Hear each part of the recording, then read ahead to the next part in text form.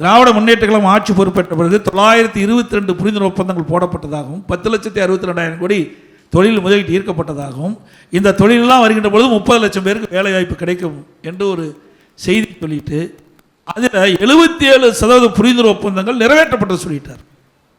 அப்படி 77% புரிந்துணர்வு ஒப்பந்தம் நிறைவேற்றப்பட்டிருந்தா முதலமைச்சர் சொல்லுகின்ற கருத்தின் சுமார் 25 லட்சம் பேருக்கு வேலை கிடைச்சிருக்கணும்.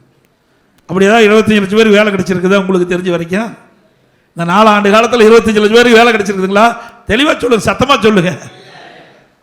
ஆக ஒரு முதலமைச்சரே ஒரு பச்சை பொய்ய சொல்றார்.